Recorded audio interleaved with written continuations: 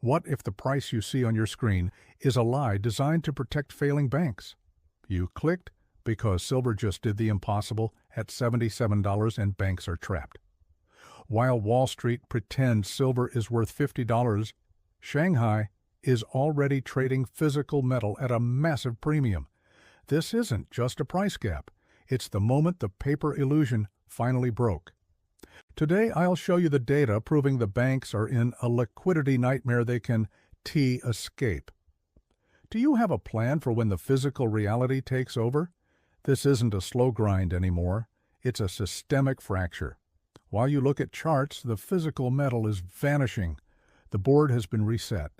Every bank that bet against silver is now staring into an abyss of their own making. The game of paper promises is over, and the era of physical dominance has begun. Let's look at the numbers they don't want you to see. To understand the pressure building in this market, you have to look beyond the price on your mainstream financial apps. You need to look at where real physical silver is actually changing hands. Look at the divergence. While New York clings to a fake $53 spot price to maintain the illusion of stability, Shanghai has already detonated. The price on the Shanghai Gold Exchange is not just a few cents higher. It is a total decoupling. This isn't a glitch in the system. It is the system reeking in two. The East is bidding for survival, while the West is bidding for a fantasy. This is the signal that physical supply is finally moving to the strongest hands, leaving the paper exchanges empty and defenseless. In a normal world, the arbitrage trade would have crushed this gap months ago. Traders should be buying cheap in New York to sell high in Shanghai for instant profit. But the trade has frozen. The mechanism is dead because the risk of moving physical metal has become a financial suicide mission.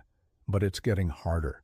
The premium in Shanghai suggests that the cost, and more importantly, the risk of sourcing and delivering physical metal is rising. It's a sign that there might not be enough readily available silver in the West at the prevailing paper price to satisfy the very real physical demand in the East. We're witnessing the silver market develop a split personality. First, you have the Western paper market in New York and London, where banks trade huge volumes of paper claims for every 1 ounce of physical silver that supposedly backs them. It's a world of leverage and derivatives. And second, you have the Eastern physical market, led by Shanghai, which is becoming a dominant force in price discovery. In Shanghai, they aren't just trading paper promises. They are trading silver as a critical industrial commodity. They demand delivery. That price is set by the brutal reality of supply and demand, and right now, that reality is hinting at a serious shortage of metal. Stop and think. If silver is a critical commodity for the future, why is the West treating it like a worthless piece of paper? Who wins when the price stays low? Why is this squeeze unstoppable? Look at the vaults. The numbers reveal a global heist where the physical metal is being vacuumed out of the system. Let's start in the East. The Shanghai exchanges are a nerve center for global physical demand, and the trend has been clear. Inventories are under pressure.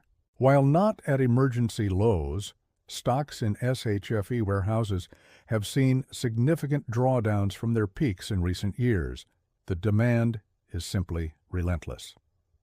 China is a powerhouse in global manufacturing, and that's the real story here. This isn't just investors stacking coins, it's industrial necessity. The solar panel industry alone is a monster consumer of silver. The Silver Institute projected photovoltaic demand would be a key driver for 2025. For China, the world's leader in solar panel manufacturing, silver isn't an investment. It's a vital, irreplaceable raw material. You can't build the green energy future without it. Add to that the growing demand from 5G technology, electric vehicles, and AI data centers, and you have a perfect storm of industrial consumption. This has all contributed to a massive global deficit. The Silver Institute is confirming a mathematical nightmare. 2025 marks the 5th straight year of a massive deficit. we've burned through 700 million more ounces than we produced in 4 years. The world is running on fumes, and the banks are pretending the tank is still full. That accumulated shortfall is now making its presence felt. Now, let's look at the other side, the COMEX in New York. At times, we see COMEX inventories swell, which seems to contradict the scarcity story. How can there be a global shortage if inventory is piling up in New York? This is where you have to understand the difference between eligible and registered silver. Eligible silver meets exchange standards but isn't available for delivery, whereas registered silver is. Movements between these categories can signal stress. When owners move metal from registered to eligible or pull it off the exchange entirely, it shows a reluctance to sell at current prices. This suggests that while the metal is on the books, it may not be readily available to the market, creating an illusion of deeper liquidity than what actually exists. These opposing forces, a powerful industrial drain in the East and a more financially minded market in the West, are creating undeniable tension. The market is flashing other, more technical warning signals that things are getting tight. These are the distress flares that scream the physical market is seizing up. The first signal is a condition called backwardation. In a normal market, the price for future delivery is a bit higher than today's spot price, but backwardation is the opposite. The spot price is higher than the futures price. It's the market screaming, "I need the metal now, not later, and I'll pay a premium to get it." It's a clear sign of a short-term supply squeeze. The silver market has seen periods of backwardation that point to this underlying tightness. But there's another signal, and it's even more telling: silver lease rates. A lease rate is the interest rate for borrowing physical silver. For years, these rates were often near zero. However, in 2025, silver lease rates have spiked, at times climbing above 6%, and some market reports have noted even sharper, temporary surges. While not the apocalyptic 30% from the original script, a sustained lease rate of over 5 to 6% is still a huge deal. It shows that owners of physical silver are becoming more reluctant to lend it out. It means someone somewhere is getting desperate to get their hands on physical silver, likely to cover an obligation. It proves that the physical market is tight enough that even major players are finding it more expensive to borrow the metal they need. They can create infinite paper contracts, but they can't print physical silver, and the cost to borrow the real thing is exposing that tension. Ask yourself, if banks are paying a 6% premium just to borrow metal, how long can they keep pretending the vaults are full? This all leads to a very uncomfortable conclusion for the bullion banks that have long held large short positions in the silver market.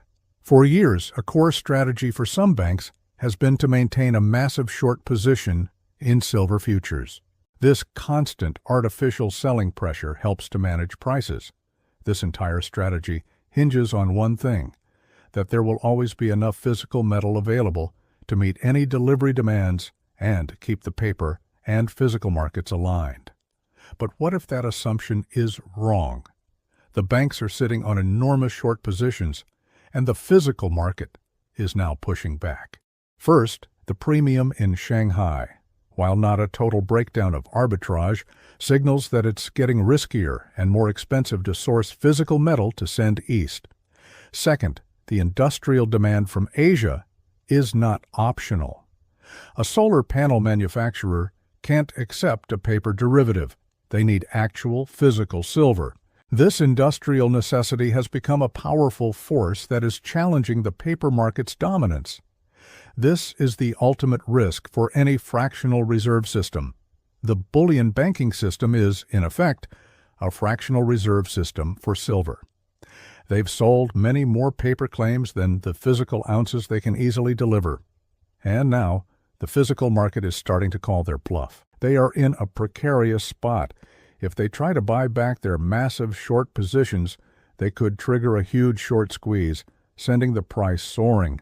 But if they do nothing, the physical drain will continue, the price in the East will likely continue to lead the way, and the world will increasingly look to Shanghai, not New York, for the true price of silver. They are stuck between a rock and a hard place. The physical market is finally asserting its dominance, and the banks who built their strategies around the paper illusion are the ones who are most at risk. So what could be the end game? We're at a historic turning point, but a couple of factors could accelerate this revaluation of silver. The first catalyst is the collapsing gold-to-silver ratio. As silver reclaims its value as a critical industrial asset, this ratio is compressing with violent speed. It's no longer about math. It's about a global reevaluation that could bankrupt anyone holding a short position. The second catalyst is a geopolitical chess move that many see as a growing possibility. This is the speculation that Beijing could one day consider silver export restrictions. Think about the precedent. When the West sanctioned China's tech industry, Beijing responded with export controls on critical minor metals like gallium and germanium. It was a clear message: we control the raw materials your economy depends on. Now apply that same logic to silver. China is a leader in the global energy transition and a massive consumer of silver. Why would they continue to allow silver they import at a premium to easily flow back out to the West? From a strategic point of view, it might not make sense forever. An official export restriction from Beijing would be the final nail in the coffin. It would formally sever the markets and force a COMEX default in days. This isn't a theory, it's a geostrategic weapon, and the banks have no shield against it. The trap is set, and the trigger has already been pulled. The 77 premium in Shanghai is a postcard from a future where the paper market no longer exists. The bullion banks are trapped, the physical drain is accelerating, and the window to protect your wealth is closing faster than you think. The illusion is over. The choice is yours. We'll see what happens when the next vault report drops.